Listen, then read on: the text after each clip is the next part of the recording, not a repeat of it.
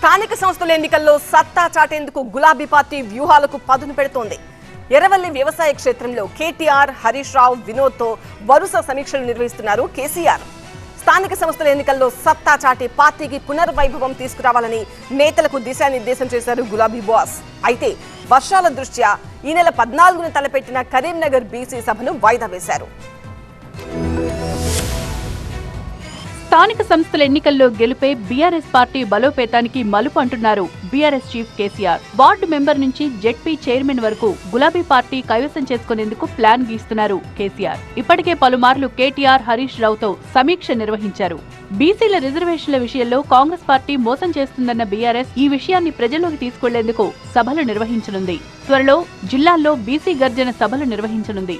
బీసీల కోసం 10 ఏళ్లలో కేసీఆర్ తెచ్చిన పథకాలను ప్రజలకు వివరించాలని డిసైడ్ అయింది బీఆర్ఎస్. 42% 8 మంత్రులు రావాలి, 3 ఉన్నారు, ఇంకా 5 కూడా తప్పక. నీ చేతుల్లో 10 కదా, నీ చేతుల్లో పని. 5 మంత్రులంగా డెఫినెట్ గా బీసీలకు ఇవ్వాలని చెప్పేసి మా డిమాండ్ చేస్తున్నాం. ఈ నెల 14న కరీంనగర్ లో తలపెట్టిన బీసీ గర్జన సభను వర్షాల కారణంగా వాయిదా వేసింది బీఆర్ఎస్. త్వరలోనే సభ తేదీని ప్రకటిస్తామంది.